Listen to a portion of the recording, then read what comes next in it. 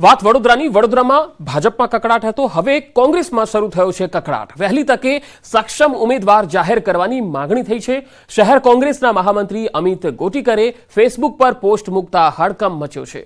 મૃતપ્રાય કોંગ્રેસમાં પ્રાણ ફૂંકે એવા ઉમેદવારને ટિકિટ આપજો તેવું તેમણે લખ્યું છે અને સાથે કહ્યું છે કે અમિત ગોટકરની જે પોસ્ટ છે તેના પર કોંગ્રેસના એક પૂર્વ કોર્પોરેટર છે એમના પતિએ કોમેન્ટ કરી છે, મધ્ય ગુજરાત કોંગ્રેસ પ્રભારી ઉષા નાયડુને હટાવો. કોંગ્રેસ મહામંત્રી અમિત ગોટીકરનો મોટો આરોપ, ઉષા નાયડુ વડોદરામાં આવ્યા પરંતુ પાયાના કાર્યકર્તાઓને મળવાની તસ્દી પણ લીધી નથી. વડોદરા કોંગ્રેસમાં સંગઠનમાં કોઈને કામ કરવા ન દેતા હોવાનો પણ આક્ષેપ લગાવ્યો. કોંગ્રેસની નેતાગીરીને વડોદરા બેઠક જીતી શકીશું તેવો આત્મવિશ્વાસ જ નથી રહ્યો.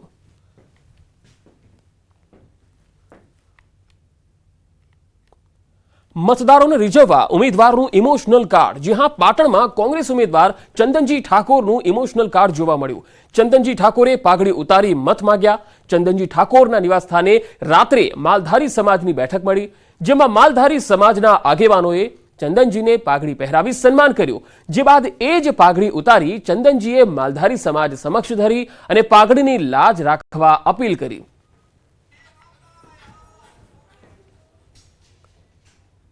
આગળ વધુ સમાચારો પર નજર કરીશું. હાલ રોકાઈશું એક બ્રેક માટે.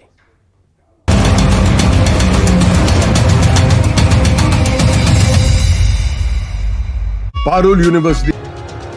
પાટણ લોકસભા કોંગ્રેસના ઉમેદવાર ચંદનજી ઠાકોરે પણ ગેનીબેન ઠાકોરની જેમ મામેરાના નામે મત માંગ્યા. હરીજના પીપલાણા ગામે રાત્રિ ચૂંટણી સભાનો વિડીયો સામે આવ્યો છે, જેમાં ચંદનજી ઠાકોરે મામેરાના નામે મત માંગ્યા. ચંદનજી ઠાકોર પીપલાણા ગામના જમાઈ છે, ત્યારે તેઓએ કહ્યું કે હું તમારા ગામનો જમાઈ છું, તમે મને દીકરો માની બધાએ એક માંડવે રહેજો અને મત આપજો. પોતાની પત્નીનું મતરૂપી મામેરું ભરવા ગ્રામજનોને તેઓએ અપીલ કરી. તમારો દીકરીનો એક મત તરીકે ક્યાંય તમારી હૃદયમાં જો પડ્યું હોય તો એક મત આલીને તમે મામેરું ભરજો, એમાં હું સંતોષ માનું. પોતાના ભાષણ દરમિયાન પોતાના સાસરી પક્ષની કોઈ નજર ના લાગે તેવી વાત પણ ચંદનજી ઠાકોરે કરી. મહત્વનું છે કે અગાઉ ગેનીબેન ઠાકોરે પણ મામેરાના નામે મત માંગ્યા હતા.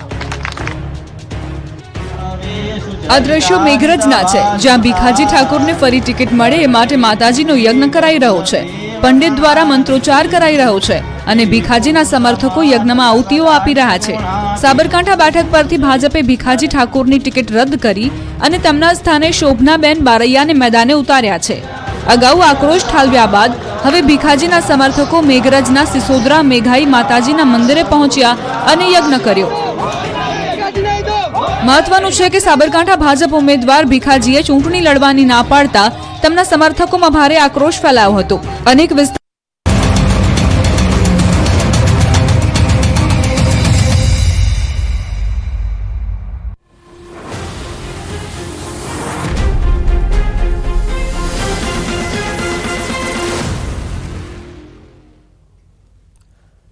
Welcome back. ભારતનું એક સમયનું રજવાડું અને સોરઠ ભૂમિ તરીકે જાણીતી જૂનાગઢ લોકસભાનો અલગ જ મિજાજ છે. લોકસભા 2024ના મહાસંગ્રામને લઈને જૂનાગઢ બેઠક પર બરાબરનો જંગ જામી ગયો છે. અનેક અટકળોના અંતે આખરે ભાજપે ત્રીજી વાર રાજેશ ચુડાસમાના નામ પર જ મહોર લગાવી છે. ત્યારે રાજેશ ચુડાસમાના રાજમાં જૂનાગઢ અને ગીર સોમનાથ જિલ્લાનો કેટલો વિકાસ થયો, જૂનાગઢની કેટલી બદલાઈ છે શકલ, સાવાજોની ધરતીમાં હજુ કેટલા સંકટ છે, ચુડાસમાના 5 વર્ષના કામકાજથી મતદારો કેટલા ખુશ છે, તમામ સવાલોના જવાબ જાણીશું અમારી વિશેષ રજૂઆત સાંસદના સરવૈયામાં. જૂનાગઢ ગીર સોમનાથ, સંત શુરા અને સોરઠની ભૂમિ, હિમાલયના પ્રપિતામહ ગિરનાર અને ભગવાન શિવની આરાધનાનું કેન્દ્ર.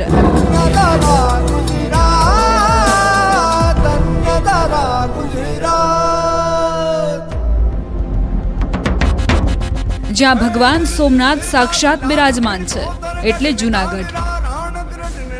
આધ્યાત્મિક દ્રષ્ટિએ જૂનાગઢનું જેટલું મહત્વ છે એટલો જ દેશની રાજનીતિમાં પણ જૂનાગઢ મહત્વનો ભાગ ભજવે છે.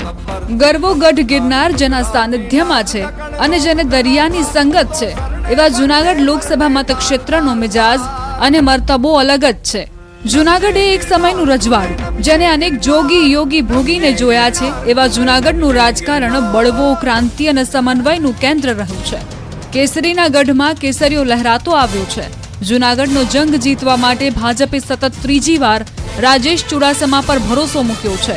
સોમનાથ દાદાની ભૂમિ અને આદિકવિ નરસિંહ મહેતાની ભૂમિ પર 2019ની ચૂંટણીમાં ભાજપના રાજેશ ચુડાસમાએ કોંગ્રેસના પુંજા વંશને 1,50,211 મતથી હરાવ્યા હતા. વિશ્વ પ્રસિદ્ધ કેસર કેરીના હબ અને ગીરના ડાલામથા સમા કેસરીના કિલ્લા સમાન જૂનાગઢ લોકસભા બેઠકની અંદર જૂનાગઢ જિલ્લાની 3 અને ગીર સોમનાથ જિલ્લાની 4 વિધાનસભા બેઠક આવે છે, જેમાં ભાજપ પાસે 5 બેઠક છે તો કોંગ્રેસ પાસે 1 અને વિસાવદર બેઠક ખાલી છે. જૂનાગઢ લોકસભામાં જૂનાગઢ, વિસાવદર, માંગરોળ, ગીર સોમનાથ, તાલાલા, કોડીનાર અને ઉનાનો સમાવેશ થાય છે. કોળી અને પાટીદારોના ગઢ કહેવાથી જૂનાગઢ લોકસભા બેઠકની અંદર કુલ 17,89,681 મતદારો છે, જેમાં 9,15,905 પુરુષ મતદાર અને 8,73,748 મહિલા મતદારો છે તો 28 થર્ડ જેન્ડર મતદારો છે. સૌરાષ્ટ્રમાં મહત્વની ગણાતી જૂનાગઢ બેઠક પર જાતિગત સમીકરણની વાત કરીએ તો 64.29 ગ્રામીણ અને 35.71 શહેરી વસ્તી છે. માંગરોળ, ઉના, સોમનાથ, તાલાલા અને કોડીનાર બેઠક પર કોળી જ્ઞાતિના મતદારોનું પ્રભુત્વ છે, જ્યારે જૂનાગઢની જૂનાગઢ અને વિસાવદર બેઠક પર પાટીદાર મતદારો બહુમતીમાં જોવા મળે છે. અહીં કોળી મતદારો 25 થી 30%, પટેલ 20 થી 25%, ક્ષત્રિય 15 થી 20% મતદારો, મુસ્લિમ સમાજ 10 થી 15%, અન્ય મતદારો 20% છે. સાંસદ રાજેશ ચુડાસમાએ ગીર સોમનાથ અને જૂનાગઢની જનતાને અનેક વાયદા કર્યા હતા. 5 વર્ષમાં રાજેશ ચુડાસમા જનતાના પ્રશ્નોનું સમાધાન કરવામાં કેટલા સફળ રહ્યા, આ સવાલ સાથે અમે કેટલાક સ્થાનિકો સાથે ચર્ચા કરી.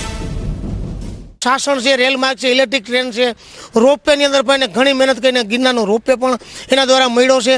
આવા અનેક કામો રાજેશભાઈ ચુડાસમાના પોતાના કાર્યકાળમાં થયા છે. તો કનેક્ટિવિટી માટેના જે આપણા હાઈવેઝ છે, બાયપાસ છે, જેને જે ડેવલપ કરેલા છે, સોમનાથનો જે હાઈવે ડેવલપ કર્યો, ભાઈ સોમનાથ મંદિર આપણું મતલબ કે આસ્થાનું કેન્દ્ર કહી શકાય, આપણું પ્રથમ જ્યોતિર્લિંગ કહેવાય. એનો જે તમે ત્યાં જઈને જોશો તો ઓલ ઓવર 12 જ્યોતિર્લિંગ કરતાં પણ મને ગર્વ થાય કે અમારું સોમનાથ નંબર 1 ઉપર આવે છે. ગીર સોમનાથના ગામડાઓના મતદારોનો પણ મિજાજ જાણવાનો પ્રયાસ કર્યો તો કહી ખુશી કહી ગમ જોવા મળ્યો. પોતાના પ્રસંગો સારા કરે છે અને અમારા ગામમાં કામ એટલા બધા દિલથી કર્યા છે કે સર એક વખત એમ કહે કે સાહેબ અમારા ગામમાં કામ છે તો એ દિલથી કહે કે નહીં હાલ હું કરું છું તમારું ગામનું, નહીં કરે છે ને કરી બતાવ્યા છે અમારા ગામની અંદર કામ. અમને કેટલાક એવા લોકો પણ મળ્યા કે જેમનું કહેવું હતું કે સાંસદ 5 વર્ષના સમયગાળામાં ક્યારેય જોવા નથી મળ્યા. ખેડૂતોના પ્રશ્ન, શુગર મિલના પ્રશ્નો પણ વણ ઉકેલ્યા છે. આ વિસ્તારમાં ખેડૂતોના એટલા બધા પ્રશ્નો છે, સુગર ફેક્ટરીનો પ્રશ્ન છે, છેલ્લા 10 વર્ષથી હું લડાઈ લડું છું. સાંસદને 20 વાર રજૂઆત કરી છે પણ અહીંયા કોઈ ધ્યાન આપ્યું નથી. આ વિસ્તારમાં જે ભાવનગર સોમનાથ હાઈવે નીકળ્યો છે તેમાં ઓવરબ્રિજના મુદ્દા ઉપર પણ અમે લડ્યા છે. વનનગર ચોકડી છે, મિર્ચા ચોકડી છે, પેઢાવાડા ચોકડી, કડવાસણ, નવાગામ, એ બધા ચોકડીમાં ક્યાંય ઓવરબ્રિજ આપ્યા નથી. એટલે અનેક વાર રજૂઆત સાંસદને કરી છે અને પત્ર વ્યવહાર પણ અમે કર્યો છે પણ એમાં ધ્યાન અહીંયા જરાય આપ્યું નથી. અમારા સાંસદની કામગીરી નબળી છે. ખેડૂતને લક્ષો અહીંયા ઘણા બધા પ્રશ્નો છે. સુગર ફેક્ટરી હજી અમારી બંધ છે. 10 વર્ષ સાંસદ રહ્યા તો એ સુગર ફેક્ટરીનું કંઈ કરી નથી શક્યા. આ તરફ કોંગ્રેસે કામગીરી ઝીરો ગણાવી. એમાંથી જૂનાગઢ સિટીમાં એક બાકડો પણ નથી ફાડ્યો. તમે કોઈ પણ આજે તમે આરટીઆઈ કરો, અમે છેલ્લા 10 વર્ષનો હિસાબ માંગ્યો હતો તો જૂનાગઢ વિધાનસભા અંડરમાં આવતા 17 ગામ એમાં 0 ગ્રાન્ટ છે. રાજકીય વિશ્લેષકોનું માનવું છે કે જૂનાગઢનો પર્યટન તરીકે વિકાસ થયો છે, પરંતુ શહેરમાં અનેક વિકાસ કાર્યો બાકી છે. એક ટુરિઝમ સેક્ટર તરીકે આપણો ખૂબ જ વિકાસ થયો છે, ઈચ્છનીય છે અને ટુરિઝમમાં ઇન્કમ પણ થઈ રહી છે, ટર્નઓવર વધી રહ્યું છે, વેપારીઓને આવક થઈ રહી છે. પણ બીજી બાજુ જોઈએ તો ગીર સોમનાથ જિલ્લો આપણાથી અલગ થયા પછી ઉદ્યોગિક જે ઇન્કમ હતી, ફિશરીઝની ઇન્કમ, એ આપણામાંથી જતી રહી છે. પહેલાં લાઇમસ્ટોનની ઇન્કમ હતી, હવે ફોરેસ્ટ સેન્ચ્યુરી ને ઇકો સેન્ચ્યુરી ઝોન ને બધા ડિક્લેર થઈ ગયા એટલે એ બધું જતું રહ્યું છે. આ તરફ જૂનાગઢ પર 10 વર્ષથી રાજ કરતા સાંસદ ચુડાસમાને વિશ્વાસ છે કે કામના જોરે જીતની હેટ્રિક મારશે. નરેન્દ્ર મોદીની જે ગેરંટી હતી એ તમામ ગેરંટીઓ પૂરી કરી છે અને લોકો સરકારે જે કરેલા કામો હોય, અમે જે આપેલા વચનો હોય એ વચનો અમે પૂરા કર્યા છે. એના આધારે અમે લોકોની વચ્ચે જઈશું અને માત્ર ને માત્ર કમળના નિશાનને ઉમેદવાર ગણી અને 5 લાખની લીડથી આ લોકસભાની સીટ અમે જીતીશું, એનો મને વિશ્વાસ છે. સાંસદના રિપોર્ટ કાર્ડ પર નજર કરીએ તો જૂનાગઢના રાજેશ ચુડાસમાએ 5 વર્ષ દરમિયાન 78% સંસદમાં હાજરી આપી. આ સાથે તેમણે 364 સવાલ પૂછ્યા, 9 ચર્ચામાં ભાગ લીધો છે, 5 વર્ષમાં 7 કરોડ રૂપિયાની ગ્રાન્ટ વાપરી છે.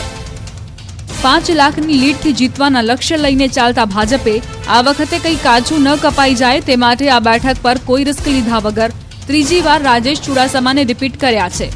ત્યારે હવે જોવું રહ્યું કે આ વખતે ગિરનાર રૂપી બેઠક પર કોનું થશે ચઢાણ.